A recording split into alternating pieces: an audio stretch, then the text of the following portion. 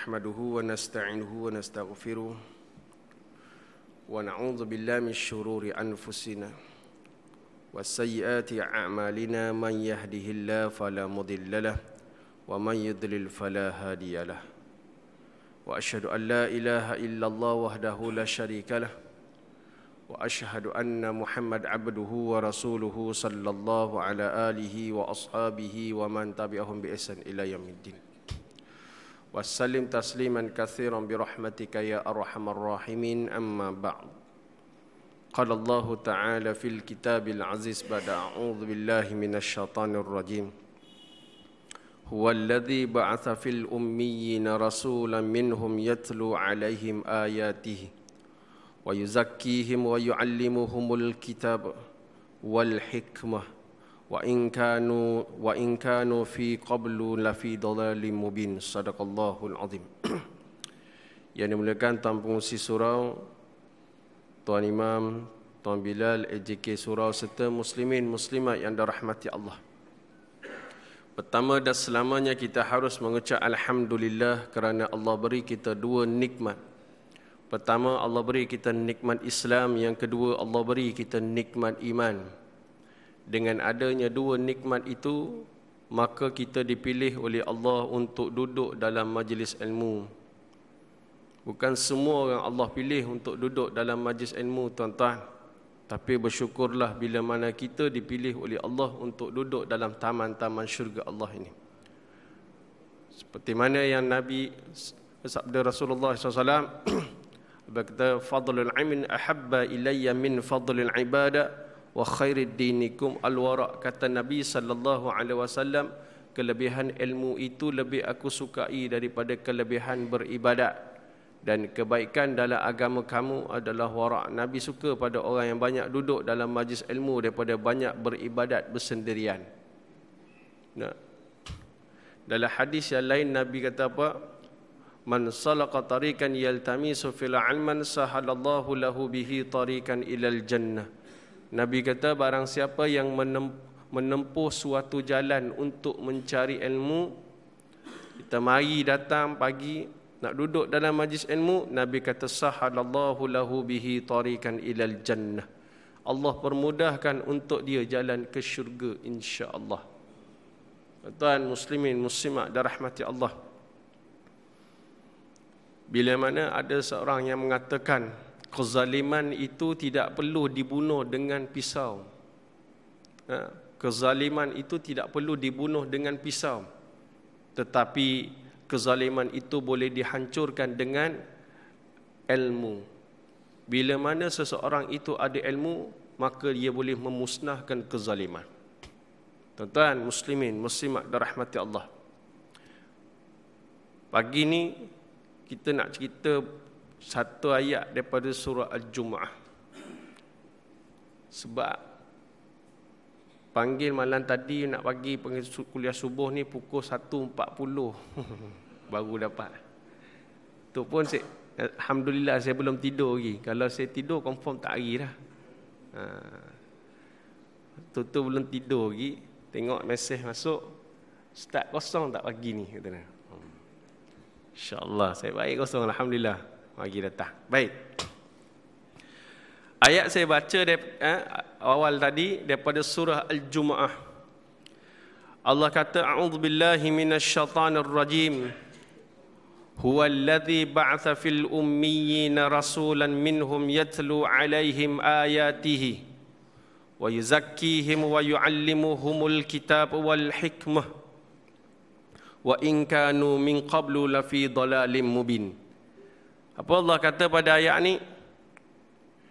Huwallazi ba'atsa fil ummiyina rasulan. Bila mana dia, iaitu Allah, yang menurunkan seorang rasul yang di kalangan ummiyin, di kalangan mereka, iaitu orang-orang Arab. Tentang ayat ini, surah Al-Jumu'ah ayat 2 ini adalah bila mana Allah memakbulkan doa Nabi Ibrahim alaihissalam. Kalau kita imbas kembali tuan-tuan, sejarah Nabi Ibrahim alaihissalam, bila mana Dalam satu hadis Nabi kata, bada'an Islam ghariban wa sayaudu ghariban kama bada'a fatuba lil ghuraba. Nabi kata permulaan Islam itu ataupun permulaan agama itu dalam keadaan asing. Maka akan datang satu hari nanti agama itu akan kembali asing seperti zaman dulu. Fatuba lil ghuraba, bahagialah orang-orang yang asing itu. Kalau kita imbas kembali kepada hadis ini dengan ayat yang kita sebut tadi, bagaimana permulaan Islam itu dalam keadaan asing, kita imbas balik zaman Nabi Ibrahim alaihissalam. Bila mana Nabi Ibrahim ini dibangkitkan di dalam satu bandar yang dipanggil Babylon. Babylon ni tuan-tuan, dia ada seorang raja yang bernama Namrud. Namrud ini seorang raja yang zalim. Zalim raja ini sehinggakan dia menggelarkan diri dia sebagai Tuhan. Ini Namrud. Tapi Namrud, sezalim-zalim Namrud tuan-tuan, dia tak pernah buat GST. Ini Namrud. Namrud ni tuan-tuan, bila mana satu hari dia panggil Nabi Ibrahim alaihissalam, dia tanya kepada Nabi Ibrahim, ya Ibrahim, siapakah Tuhan yang kau sembah wahai Ibrahim? Lalu dijawab oleh Nabi Ibrahim alaihissalam, aku menyembah Tuhan yang menghidup dan mematikan aku. Kata Namrud, setakat nak hidup dan matikan aku pun boleh buat, kata Namrud. Macam mana mu buat wahai Namrud, kata Nabi Ibrahim. Dia keluarkan dua orang daripada dalam penjara. Satu dia bunuh, satu dia tak bunuh. Banduan daripada dalam penjara tadi keluar, duduk depan dia.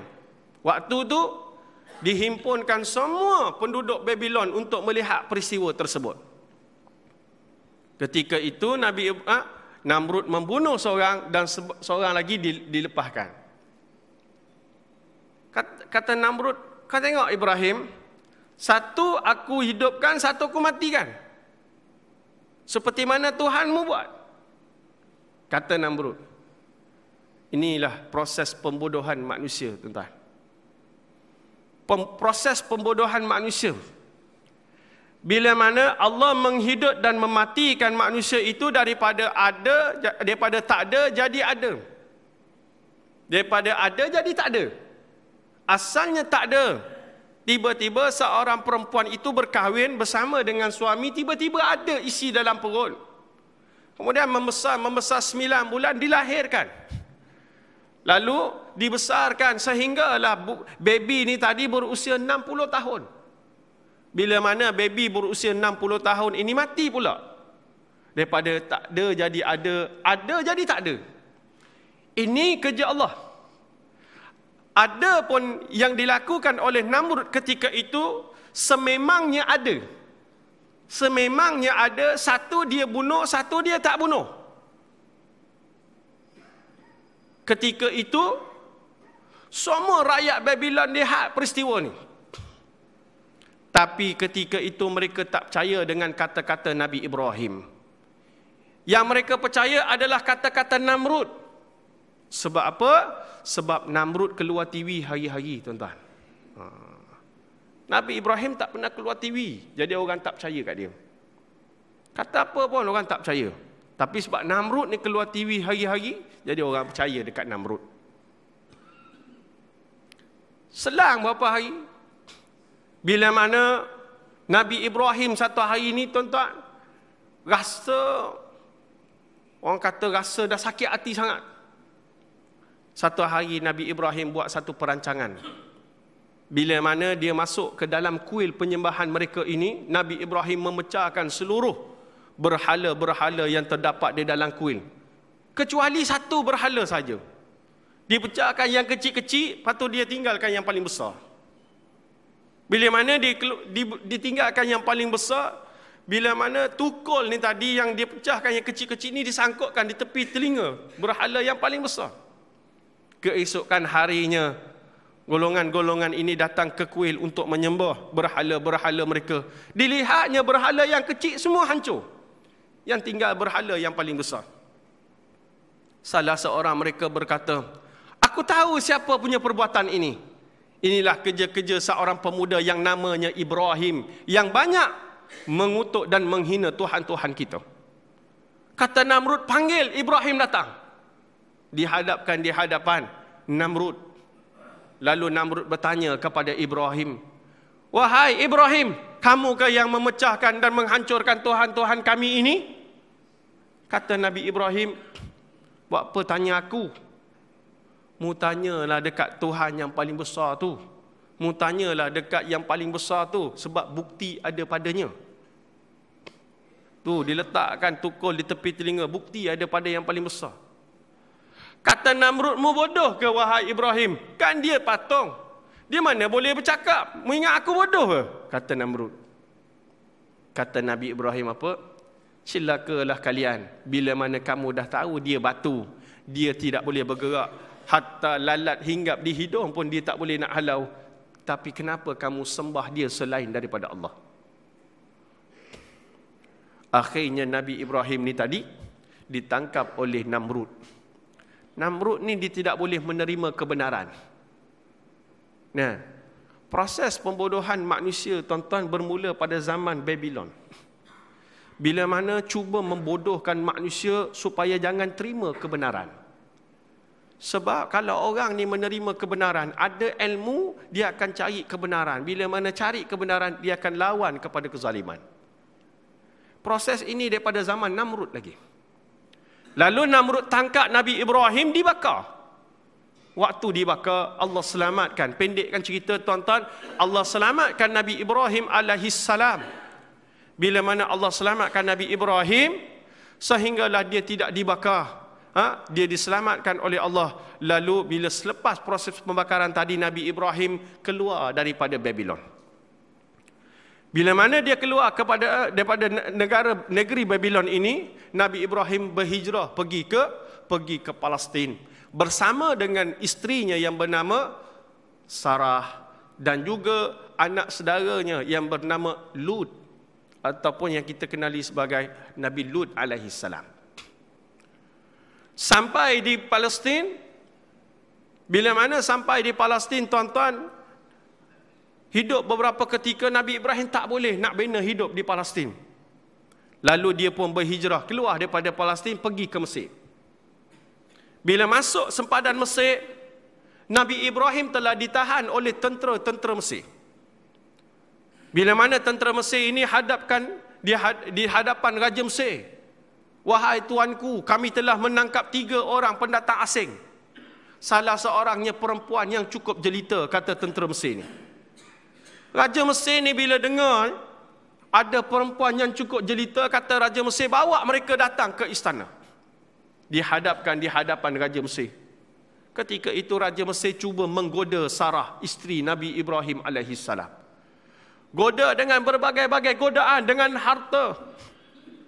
Goda dengan harta dan kuasa daripada kuasa Raja Mesir ni.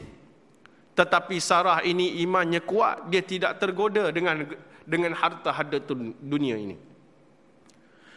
Bila mana Raja Mesir ini kecewa dengan godaan tadi, tak boleh nak goda. Akhirnya kata Raja Mesir, tak apalah, aku pun dah putus asa nak goda Sarah ni, aku lepaskanlah kamu, kata Raja Mesir. Dibebaskan Nabi Ibrahim bersama dengan Sarah dan juga Lut alaihissalam ini. Tapi sebabkan dia suka kepada Sarah, dihadiahkan beberapa barang kepada Sarah.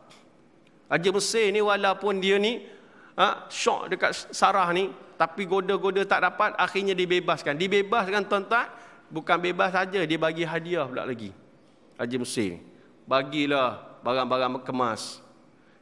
Dan yang paling besar penghargaan Raja Mesir ni bila mana dia hadiahkan kepada Sarah seorang wanita sebagai pembantu kepada Sarah. Wanita ini yang bernama Hajar. Lalu keluarlah Nabi Ibrahim daripada Mesir, balik ke Palestin. Datang bertiga, balik berempat. Dapat hadiah Hajar.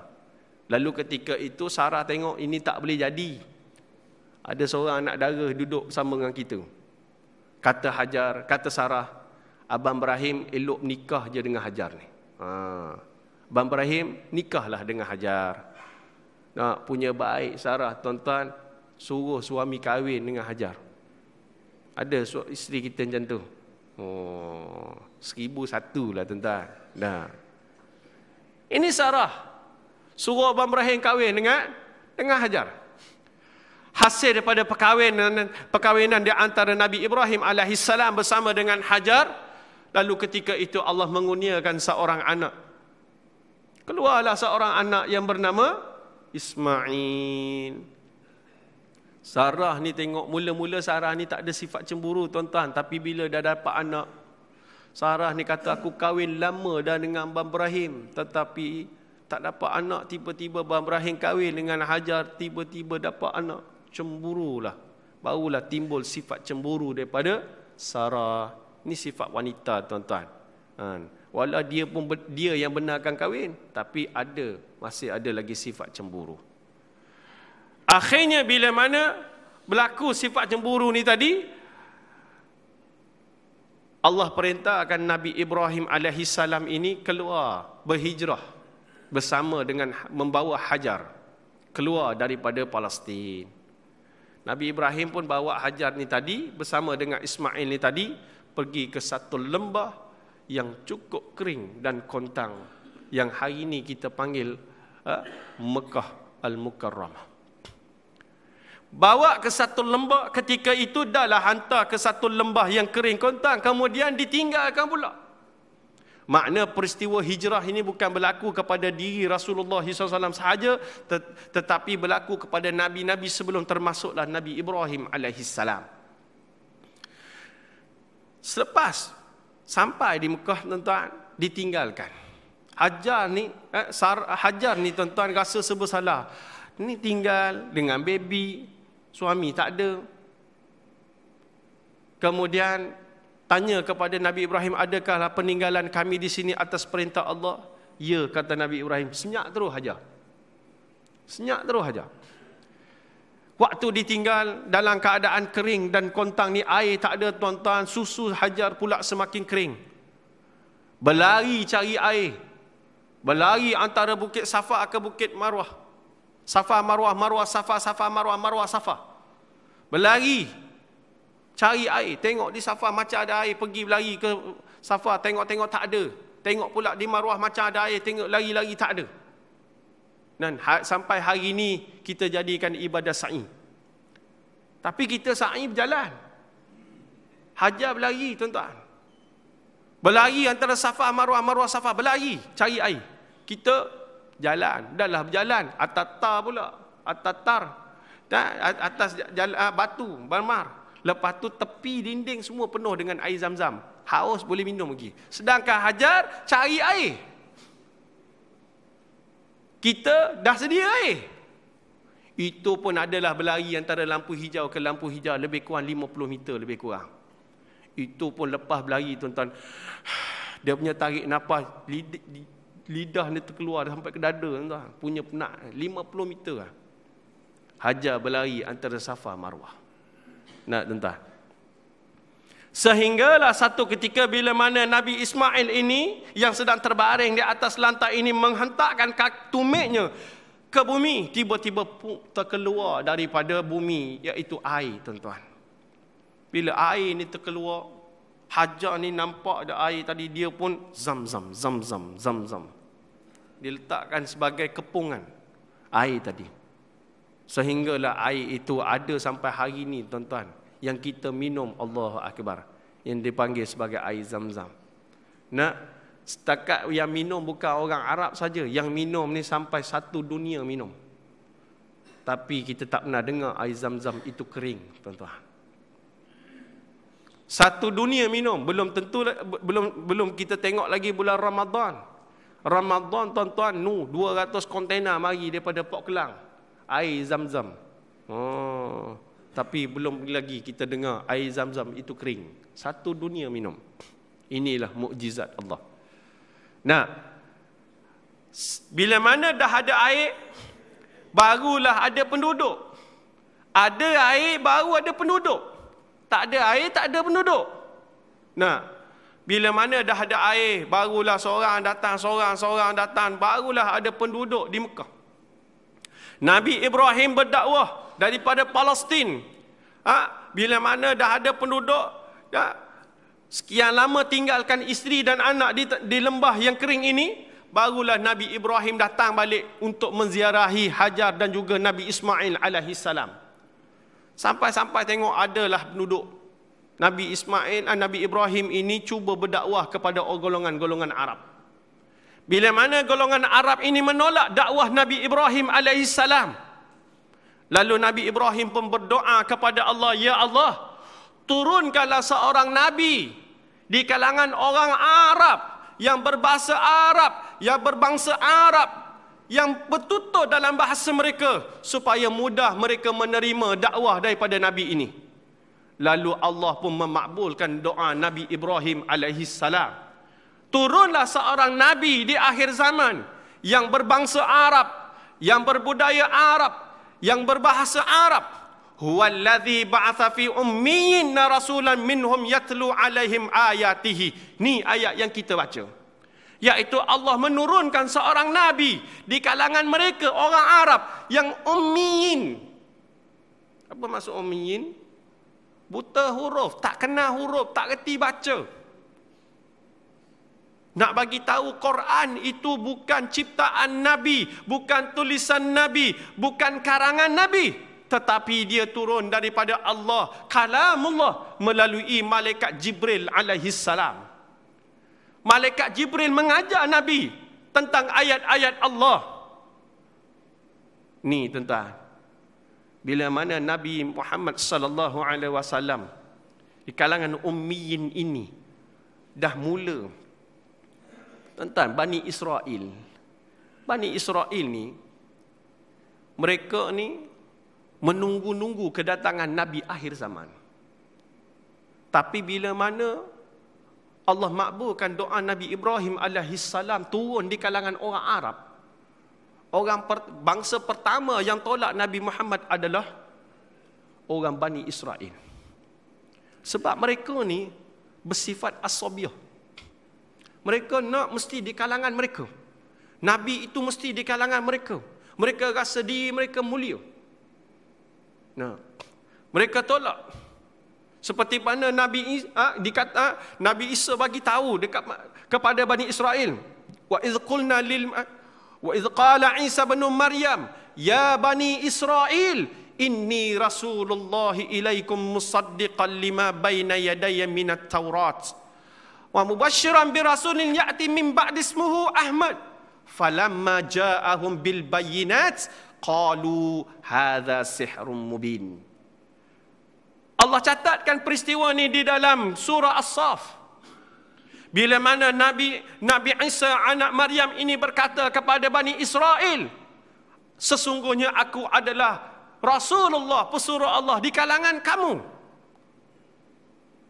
bagi membenarkan kitab-kitab sebelum aku, dan membawa satu kitab bagi membenarkan kitab sebelumku yang bernama kitab Taurat.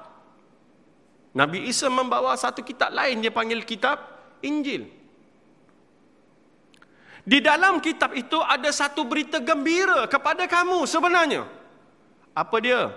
Akan datang seorang Nabi di akhir zaman selepas aku, kata Nabi Isa, iaitu namanya Ahmad, atau kita kenali sebagai Nabi Muhammad sallallahu alaihi wasallam. Dalam kitab Injil disebut Ahmad. Allah ulang balik bagi membenarkan apa yang dikata dalam kitab Injil. Diulang semula lagi dalam kitab Al-Quran. Ismuhu Ahmad. Bila mana datang Nabi yang bernama Ahmad atau Muhammad ini, apa kata Bani Israel yang menunggu-nunggu kedatangan Nabi Muhammad ini? Mereka kata, hadza sihrun mubin. Bila mana Nabi ini bukan di kalangan Bani Israel, bukan di kalangan mereka, maka mereka kata inilah sihir yang nyata. Tuan-tuan muslimin, muslimat dirahmati Allah. Ini keadaan bila mana Nabi diturunkan. Nabi dianggap asing ketika itu. Sebab Nabi membawa satu kalimah yang dianggap kalimah yang paling besar, iaitu La ilaha illallah. Bila mana Nabi diangkat menjadi Rasul ketika berusia 40 tahun, berdakwah kepada ahli keluarga. Ketika itu yang ikut Nabi 40 orang saja. Ketika di Mekah. Bila mana hadis yang kita sebut tadi, bada'an Islam ghariban, ketika itu Nabi dianggap asing. Apa yang Nabi bawa, agama yang Nabi bawa itu dianggap asing. Tentang, betul lah nak bawa satu benda ni asing. Nak bawa satu benda pembaharuan. Kita dulu orang Melayu, malam Jumaat bakar kemian. Saya ingat lagi waktu saya kecil, pergi bakar kemian malam Jumaat. Saya kata, buat apa bakar kemian? Ni malam Jumaat bakar kemian. Nak halau jin. Tu laut-laut kat dapur jangan dihabiskan. Malam ni malam Jumaat. Roh atuk kau nak balik malam ni. Nak makan. Tu dulu. Saya ingat lagi. Saya tak tahulah zaman tuan-tuan. Zaman saya gitu. Bakar kemian keluar asap. Kalau kita tengok peristiwa Isra' wal Mi'raj, ketika Nabi diisra'kan, ada satu kumpulan asap ikut Nabi daripada belakang. Ketika Nabi nak di-Mi'rajkan, Jibril kata, mu tunggu, mu jangan ikut. Lalu Nabi tanya kepada malaikat Jibril, siapa kumpulan asap itu wahai Jibril? Kata malaikat Jibril alaihi salam, dia kata, itulah Ifrit. Atau orang Melayu panggil jin aprit. Orang Melayu ni suka tukar. Jin aprit. Makna kumpulan asap itu ada di kalangan golongan jin. Jin Ifrit. Itu asap. Maknanya orang yang suka asap ni kumpulan jin, tuan-tuan. Sama ada asap Marlboro, Ken, Dunhill, lebih kurang gitulah. Bukan orang sini, orang Zimbabwe, tuan-tuan. Jadi kita nak ubah masyarakat, tak payah bakar kemian. Jangan anggap benda-benda kurafat ni. Oi, waktu tu orang Melayu cukup kuat tentang. Saya ingat lagi, saya dengar ceramah Datuk Ismail Kamus. Nah, dia. Jadi Nabi ketika itu bada'an Islam ghariban, dia bawa satu agama Islam dalam keadaan asing. Nabi ditekan, Nabi dihina sehingga mereka kata Nabi inilah yang memecah belah. Pemecah belah masyarakat. Nah, pemecah belah pakatan. Ni Nabi waktu tu. Semua keburukan pada Nabi yang pada peringkat awal sebelum Nabi diangkat menjadi Rasul, Nabi lah yang paling terbaik. Nabi ini mereka gelar sebagai Al-Amin. Betul tak? Sampai nak letak balik batu Hajar Aswad ni, siapa yang perlu kita lantik? Mesyuarat tengok siapa yang mula-mula masuk dalam Masjidil Haram, dialah kita lantik untuk menjadi hakim dalam meletakkan Hajar Aswad ini. Tengok-tengok Nabi datang, memang sesuai lah Muhammad masuk, kata dia. Sebab Muhammad ni memang amanah, memang macam-macam. Bila Nabi diangkat jadi Rasul, mereka tentang balik benda yang mereka cakap. Muhammad ini pemecah belah. Muhammad inilah yang memecahkan pakatan kita. Sebab dia ni nak bawa Islam. Muhammad. Semuanya Muhammad. Hina pada Muhammad. Nampak tuan-tuan? Waktu tu Nabi. Nabi ada ketika itu.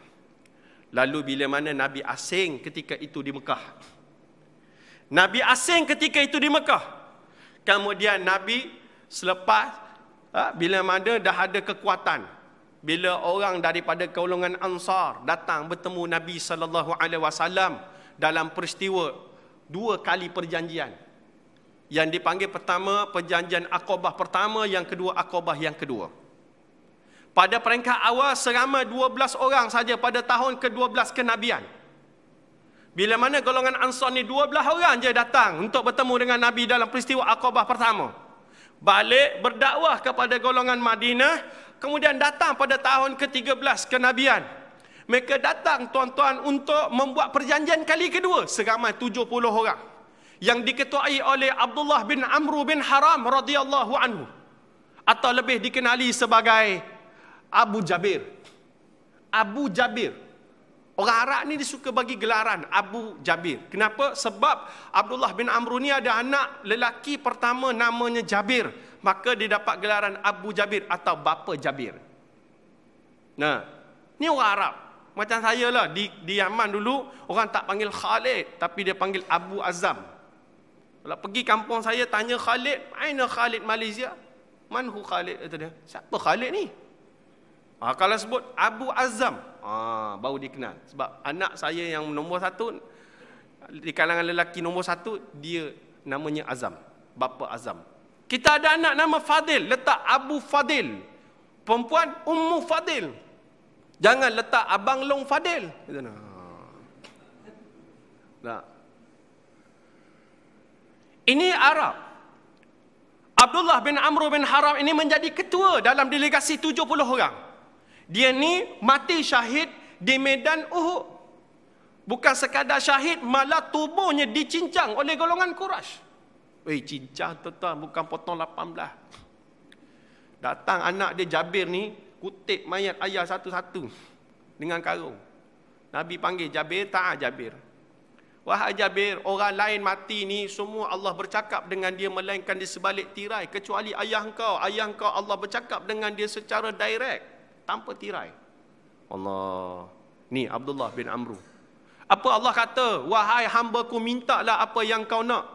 Abu Jabir ni atau Abdullah bin Amr minta apa? Ya Allah, kembalikan aku muka bumi. Ya Allah, untuk aku kembali mati syahid sekali lagi. Aku nak mati syahid sekali lagi, kata Abu Jabir ni. Kembalikan aku ke muka bumi. Allah kata, telah ada ketetapan daripadaku, orang mati takkan kembali. Bila mana dia dengar macam tu, dia kata, ya Allah, kalau begitu, ya Allah, tolong beritahu kepada orang yang masih hidup, orang yang ada di belakangku, kelebihan-kelebihan orang mati syahid ni. Pasal tu dalam Quran banyak Allah cerita tentang kelebihan orang mati syahid. Antaranya permintaan Abdullah bin Amr bin Haram. Dia menjadi ketua kepada delegasi 70 orang. Bila mana 70 orang ni datang berbaiat dengan Nabi dalam peristiwa Aqabah kedua, mereka pun balik ke Madinah. Mereka berdakwah dengan orang Madinah. Sehinggalah majoritinya penduduk Madinah ini menjadi Islam. Barulah Allah perintahkan Nabi berhijrah daripada Mekah ke Madinah. Pada permulaan, badaan Islam ghariban. Permulaan Islam itu dalam keadaan asing. Ketika itu di Mekah, asing.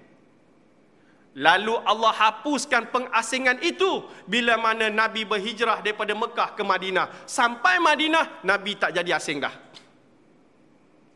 Nabi tak jadi asing. Sebab penduduk Madinah ketika itu ramai Islam.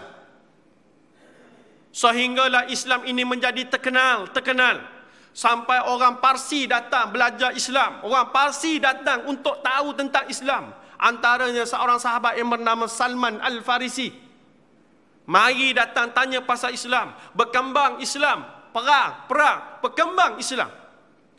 Asal sebut perang je, Islam. Sebab waktu zaman Nabi banyak perang. Makna Islam ini pengganas. Perang je. Tahu tak? Sebelum perang, Nabi hantar utusan. Sebelum perang, Nabi hantar utusan kau pergi ke negara tu, bagikan surat, bagi tahu dia tentang Islam. Sebelum perang. Tapi bila mana di kalangan utusan Nabi itu dibunuh. Utusan tak boleh dibunuh. Contoh kita di sini, kita ada kedutaan. Kedutaan daripada Amerika, kata contoh. Kita tak puas hati dengan mereka. Kita pergi masuk dekat kedutaan, kita bunuh kedutaan. Tak boleh. Dia mengundang kepada jenayah perang. Itu yang Nabi buat. Nabi hantar utusan ke Parsi, hantar utusan ke Rom.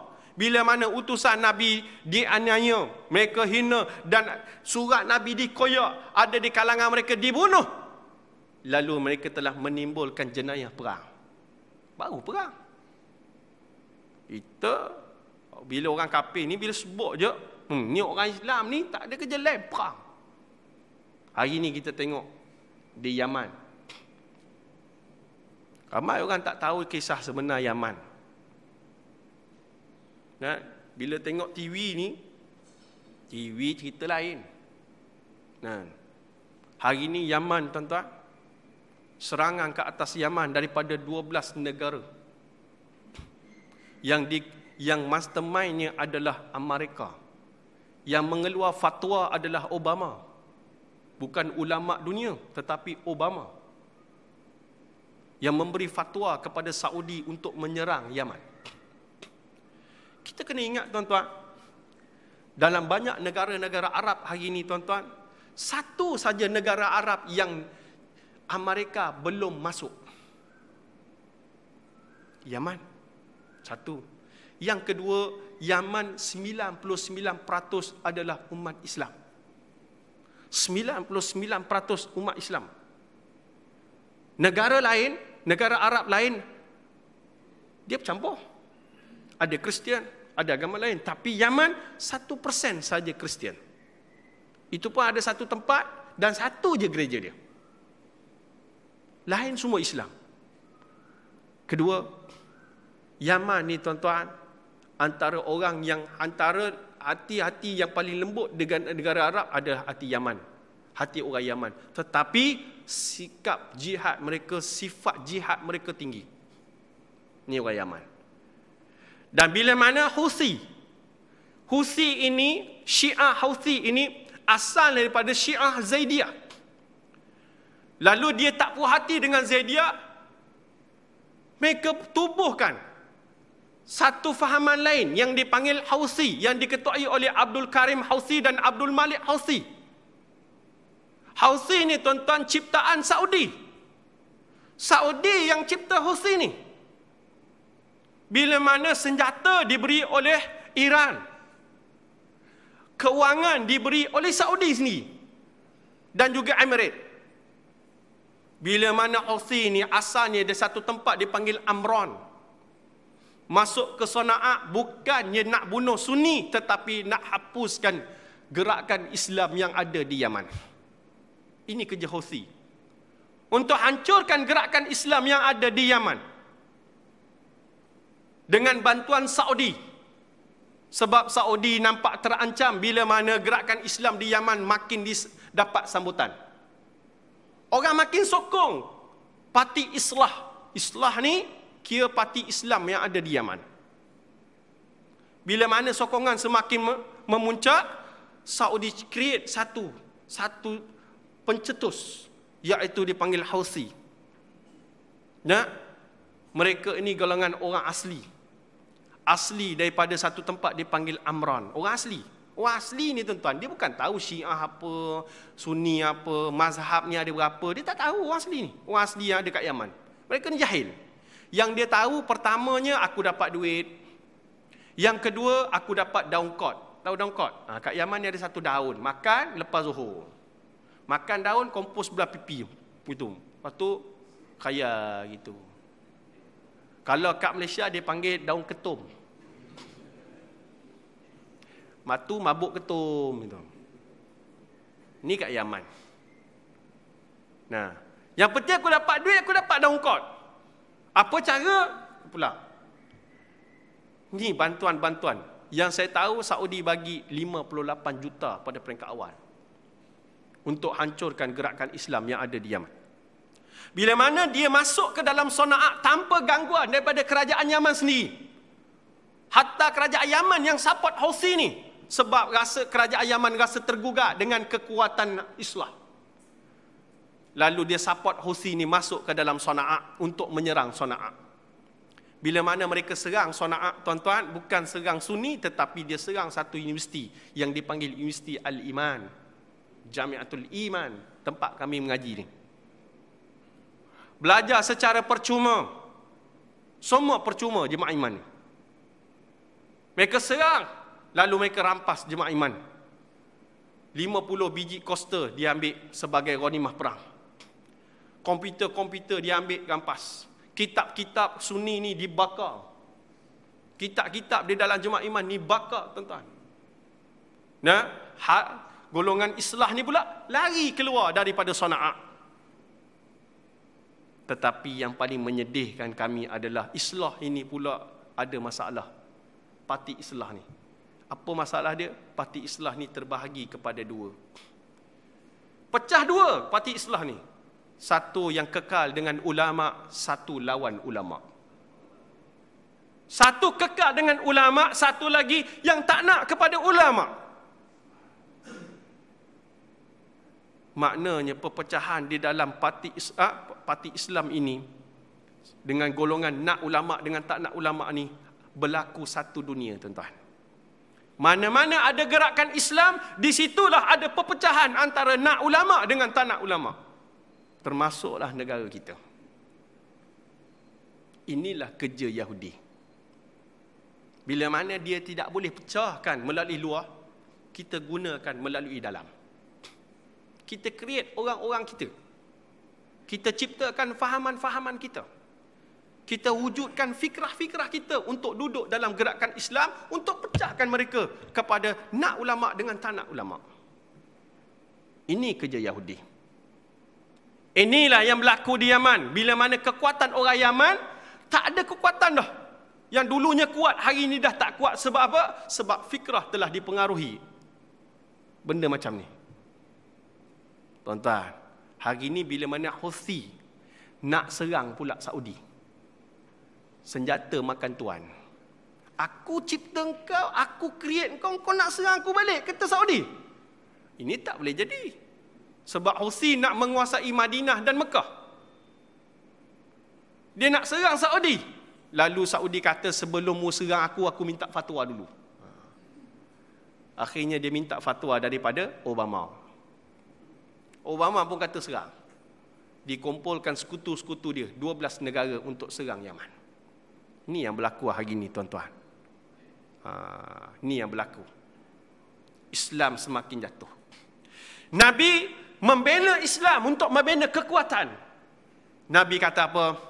Akan datang satu masa, iman itu akan keluar daripada Madinah seperti ular menyusup masuk ke dalam lubang.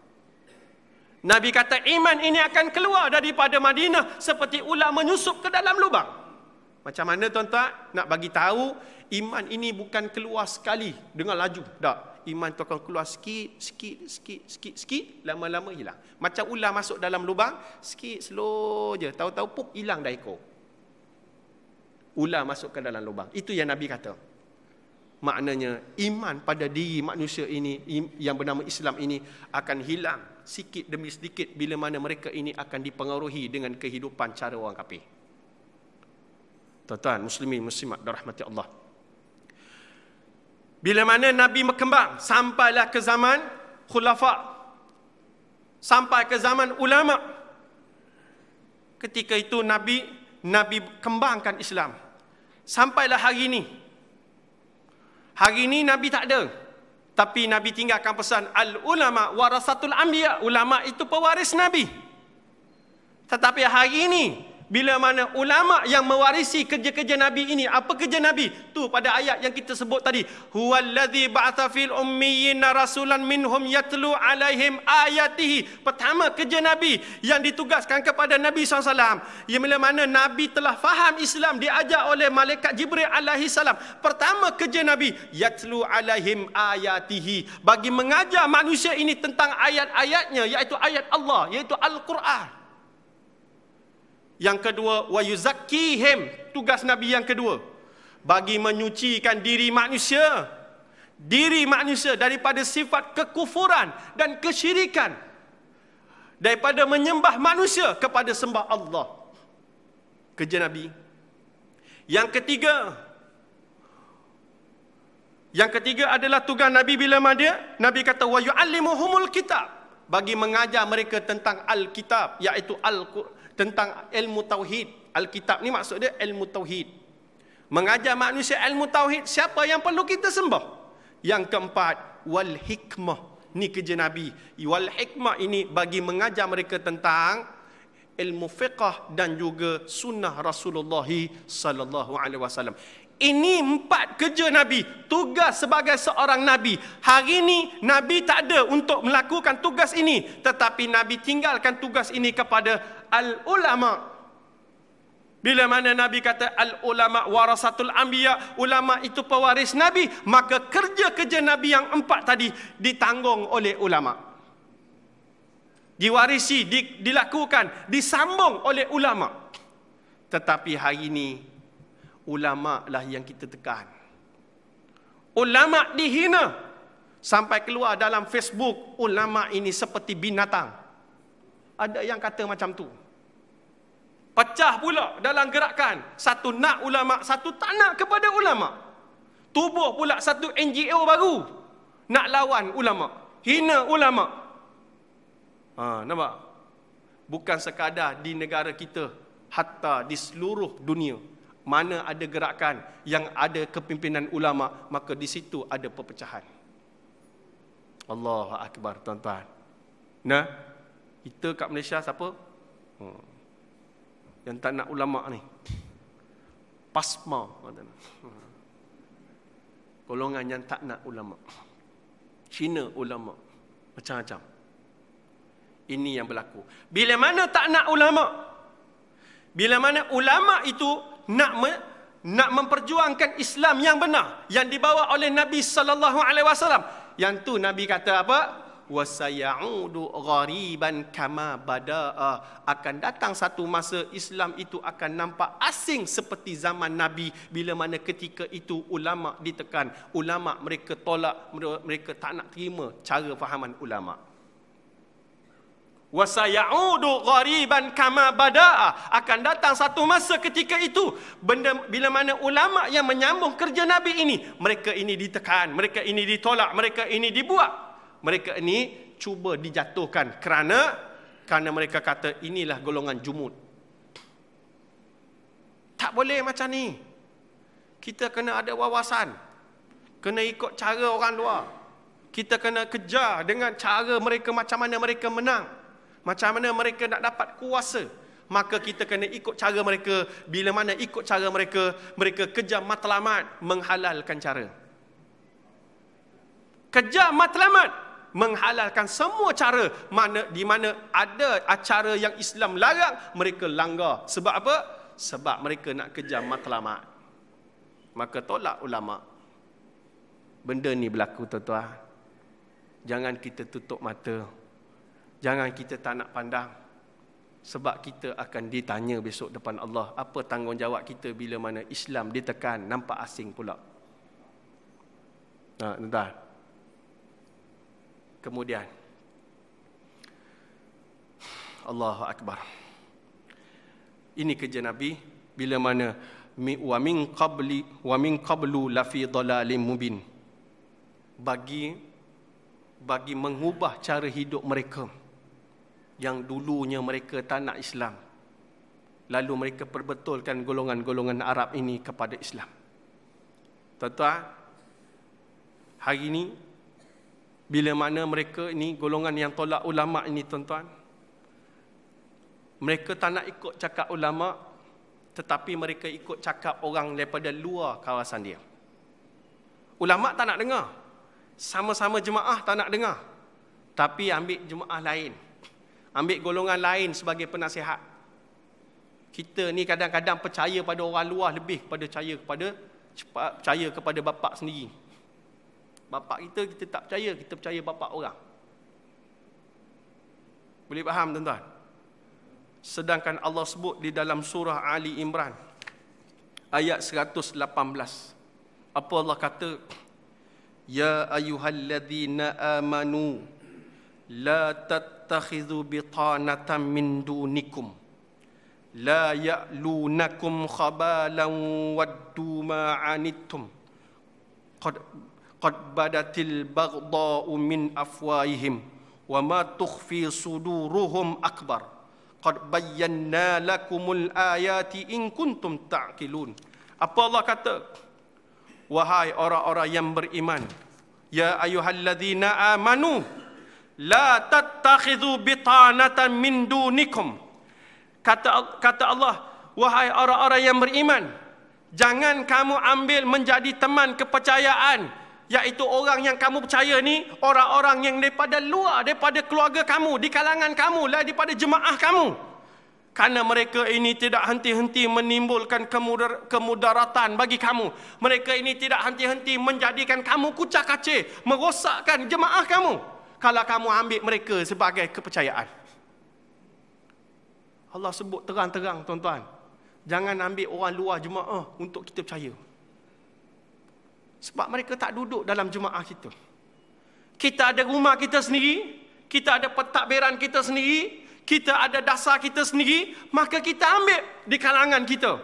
Di dalam rumah kita ada ketua kita, bapa kita sendiri. Maka ambillah bapa kita sebagai penasihat kita. Ambillah bapa kita untuk kita percaya pada dia. Jangan percaya pada orang luar daripada rumah kita. Sebab orang luar ni, di kadang-kadang dia tak suka tengok kebahagiaan di dalam rumah tangga kita. Kita ada rumah kita sendiri, maka kita ambillah di kalangan ahli kita. Sebab mereka ini, kata Allah, sentiasa menimbulkan kemudaratan bagimu. Mereka menyukai apa yang menyusahkan kamu. Perpecahan di dalam kamu, mereka suka. Telah nyata kebencian dari mulut mereka, dan apa yang disembunyikan oleh hati mereka lebih besar lagi. Sesungguhnya kami terangkan kepadamu ayat-ayat jika kamu memahami. Allah suruh kita faham ayat-ayat dia, supaya bila mana kita duduk ni sebagai seorang Islam, kita mesti ikut apa yang telah diturunkan oleh Allah. Kerana ayat ini bukan daripada Nabi, tetapi kalamullah. Yang kita kata, yang Allah kata, sibghatallah wa man ahsanu minallah sibghah. Inilah acuan Allah. Kalau kita tak nak ambil acuan Allah, tuan-tuan, siapa lagi? Tuan-tuan, muslimin, muslimat yang dirahmati Allah. Jadi, tuan-tuan, saya pesan pada diri saya dan tuan-tuan, kita sambung kerja Nabi.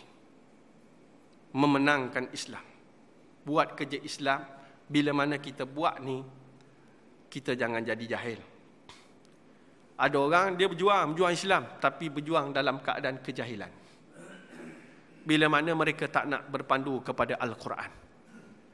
Mereka hanya mengikut akal, mengikut matlamat mereka, mengikut cara orang luar. Ambil cara luar, tak nak ambil Islam. Kita bagi contoh satu je lah, cukai. Kan dalam Islam kan dah ada dah cara ekonomi Islam. Kenapa kita nak ambil cara ekonomi orang kafir? Nah,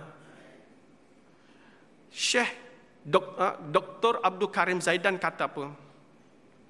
Dr. Abdul Karim Zaidan kata tidak boleh kutip cukai kalau sesebuah tempat itu ada empat benda ni. Tak boleh kutip. Pertama, hasil bumi. Ada hasil bumi yang banyak, yang boleh menampung kehidupan, kemiskinan, yang boleh memerintah, mentadbir dengan hasil bumi ini, maka tak boleh kutip cukai. Pertama. Yang kedua, kalau ada zakat, zakat yang banyak boleh menampung kemiskinan, tak boleh kutip cukai, sebab orang akan bagi kepada zakat untuk menampung kekurangan. Yang ketiga, baitul mal, yang boleh menampung, menaikkan ekonomi umat Islam, ada baitul mal. Yang keempat, orang kaya wajib, bila mana sesuatu keadaan yang boleh menjatuhkan ekonomi, melihatkan ekonomi tadi jatuh, maka orang kaya ni wajib untuk membantu. Tengok orang miskin, tengok orang-orang yang ekonomi tak berapa kuat, maka orang kaya ni lah kena bantu, wajib. 4 benda, kata Syekh Abdul Karim Zaidan. Dr. Abdul Karim Zaidan rahimahullah, meninggal dah di Yaman. Saya nak tanya tuan-tuan, 4 benda ni ada ke tak ada, tuan-tuan? Ada. Kalau nak kutip juga cukai, boleh dengan syarat tidak melampau. Ulama lain kata, tidak melampau. Andai kata ekonomi jatuh sesebuah negara, maka dia kena lihat kepada kepimpinan. Pemimpin tadi kaya ke miskin, kena tengok itu. Andai kata pemimpin itu kaya, maka kena ambil dulu aset kekayaan pemimpin tersebut dulu. Tengok dulu, kira dulu, ambil audit datang, kira dulu aset dia sebagai pemimpin. Apa? Ada jet berjuang. Ada jet, ada 6, kata 7, kata jet. Lepas tu beg tangan, ada cincin. Lepas tu ada kasut, baju-baju semua juta-juta ni. Jual dulu. Jual. Bila dah jual, aset tadi masuk ke dalam negara untuk menampung ekonomi yang jatuh ni. Tak cukup lagi. Tengok pula ahli kabinet dia pula. Menteri-menteri. Tengok harta dia, jual. Untuk menampung. Tak cukup juga. Last sekali, barulah kepada rakyat. Itu yang terakhir, bukan didahulukan. Itu yang terakhir. Ini Islam ajar. Tuan-tuan, last cerita satu, last boleh? Bukan senang nak datang Seksyen 8 ni. Lama dah saya tak mari sini, tuan-tuan. Ada peluang bila dapat malam tadi tak tidur lagi tengok. Abang Makno Seksyen 8 Okeylah. Aku mari Seksyen 8, lama tak mari Seksyen 8. Tuan-tuan, zaman pemerintahan Saidina Umar lantik Abu Ubaidah menjadi gubernur di Syam. Satu hari Umar pergi datang ke Syam untuk spot check. Ini Saidina Umar kerja dia gitu, tuan-tuan. Saidina Umar ni digelar sebagai pemerintah yang paling bijaksana. Pemimpin yang paling bijaksana Saidina Umar ni. Semua kerja dia buat sendiri. Sampai tangkap orang zina pun dia sendiri pergi skodeng rumah orang tu. Tahu skodeng? Dia sendiri yang tangkap. Bila dia skodeng, dia tangkap, dia masuk rumah gedah rumah orang tu kata, betul Umar, aku salah berzina. Satu je salah aku berzina. Tapi mu dua salah. Apa dia? Pertama mu skodeng rumah aku, kedua mu masuk rumah aku tanpa izin. Balik menangis, aku salah dua, dia salah satu. Saidina Umar. Awak tuan? Satu hari dia pergi ke Syam untuk spot check orang yang dilantik menjadi gubernur ni, Abu Ubaidah. Sampai di satu kedai. Tengok menteri-menteri banyak duduk kat kedai tu. Menteri Syam ni lah. Syam ni di bawah jajahan Madinah ketika itu. Makna Syam ni sebuah negeri dan kerajaan pusatnya adalah Madinah. Kerajaan pusatnya dipimpin oleh Saidina Umar. Bila mana spot check datang, tengok menteri-menteri duduk dekat kedai, Saidina Umar tanya, "Aina Abu Ubaidah?" Dia kata dia akan datang. Kata menteri ni, dia akan datang untuk bertemu dengan kau, wahai Saidina Umar, wahai Amirul Mukminin, sebab dia memang nak jumpa kau. Selang beberapa minit datanglah Abu Ubaidah. Bila datang, kata Saidina Umar, "Wahai Abu Ubaidah, bawa aku pergi ke rumah engkau sekarang." "Nak buat apa pergi rumah aku?" kata dia. "Saja aku nak jalan-jalan pergi rumah engkau," kata Umar. Kata Abu Ubaidah, "Buat apa datang rumah aku? Buat apa nak pergi rumah aku? Buat air mata kau mengalir je, wahai Umar. Air mata kau mengalir." Umar kata, "Kenapa?" "Tak ada, saja je." "Baiklah," kata Abu Ubaidah, "kalau kau nak pergi juga, jom aku bawa." Pergi. Sampai rumah, Umar terkejut masuk rumah Abu Ubaidah. Tengok-tengok keliling. "Mana perhiasan-perhiasan rumah kau, wahai Abu Ubaidah?" Kata Abu Ubaidah, "Kan aku dah kata, buat apa pergi rumah aku, buat air mata kau mengalir." Yang ada hanya 3 benda tergantung di tepi dinding. Pertama, pelana. Tahu pelana? Tempat duduk kuda. Pelana. Yang kedua, baju besi. Ketiga, pedang. Kata Abu Ubaidah, perhiasan-perhiasan ini sekadar sedap mata memandang, tapi dia tak penting untuk aku. Yang penting hanya 3 benda ni je. Bila mana ada panggilan jihad, aku capai 3 benda ni, aku jihad. Allah, ini sahabat tuan, kena tarbiyah. Tarbiyah daripada Rasulullah SAW. Abu Umar ni tadi tengok nak meleleh mata dah, dia pun keluar balik. Waktu perjalanan dia balik, dia jumpa balik penduduk-penduduk Syam ni. Dia tanya, "Siapakah orang yang paling miskin sekali di Syam ni?" Kata Saidina Umar. Penduduk Syam ni kata apa? Dia kata, "Siapa lagi yang paling miskin dekat Syam ni melainkan gubernur kami?" Kata dia. Allah, gubernur negeri yang pusat perdagangan ketika itu. Syam kan pusat perdagangan. Makna kira macam kalau di sini Pelabuhan Kelang. Pusat perdagangan, Pelabuhan Kelang. Makna orang kaya semua kat situ. Umar balik, Umar menangis mengenangkan sahabat dia ni hidup dalam keadaan miskin. Hidup miskin. Sedangkan dia ketua, dia pemerintah negeri tu.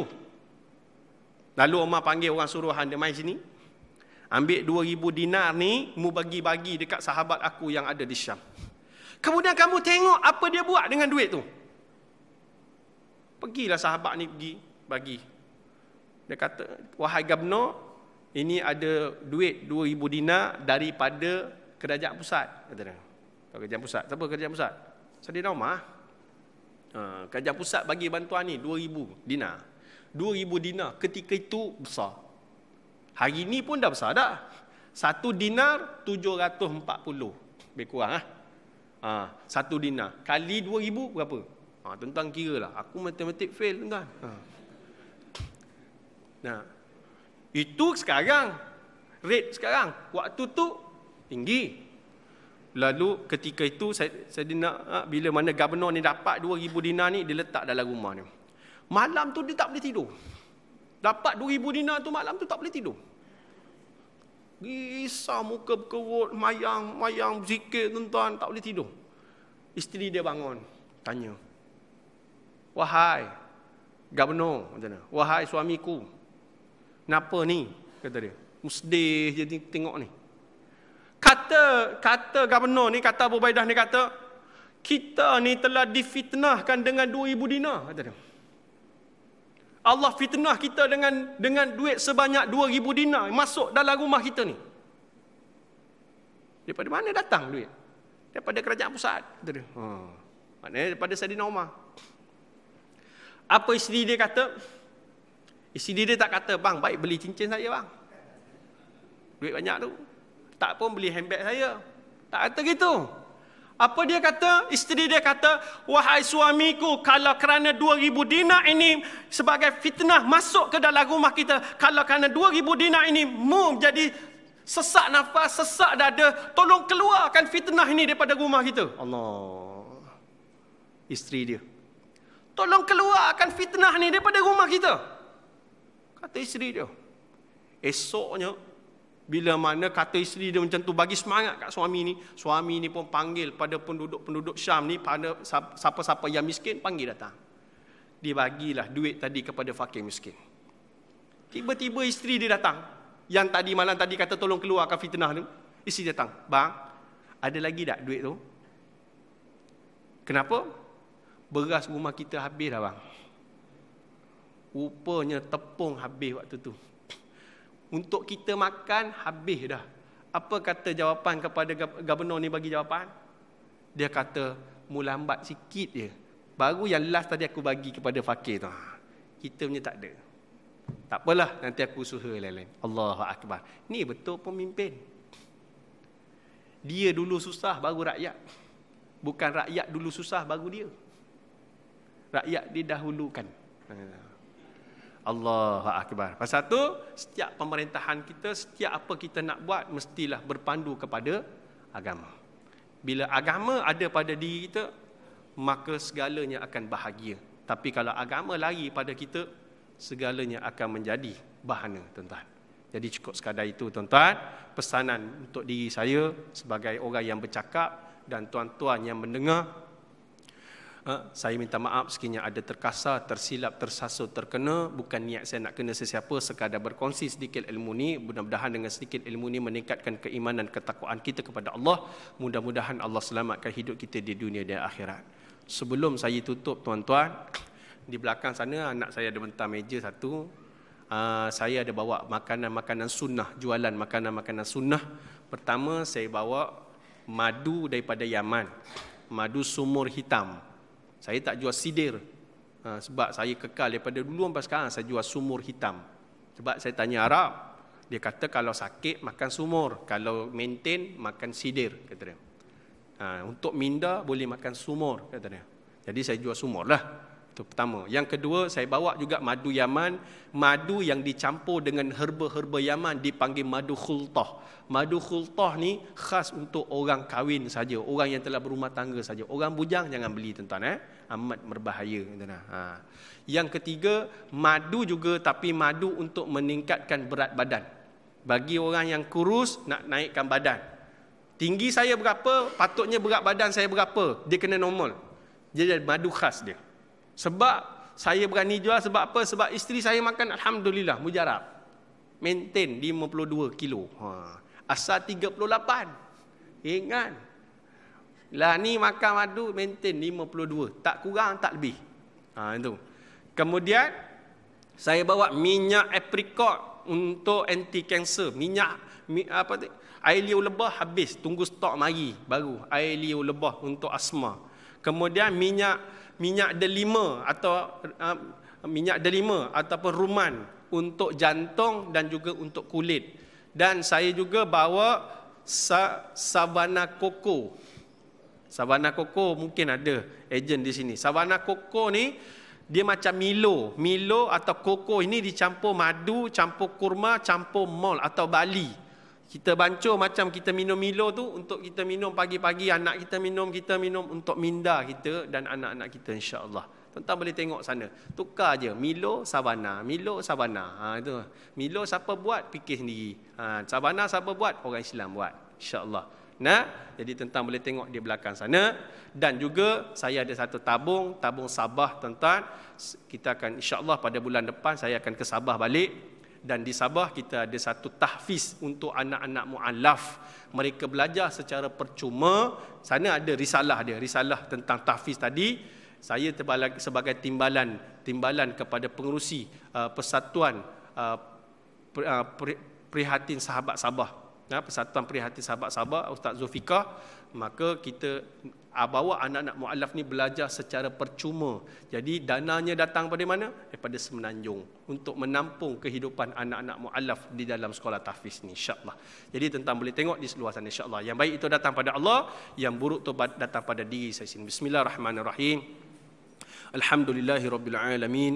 Wassalatu wassalamu syafi'an anbiya wal mursalin Sayyidina Muhammadin wa ala alihi wa sahbihi ajma'in. Raditu billahi rabba wa bil islami dina wa bi Muhammadin nabiyyan wa rasulah. Allahumma fil lana zunubana wa li walidina warhamhum kama rabbawna shaghira wa li jami'il muslimina wa muslimat wal mu'minina wal mu'minat bi rahmatika ya arhamar rahimin.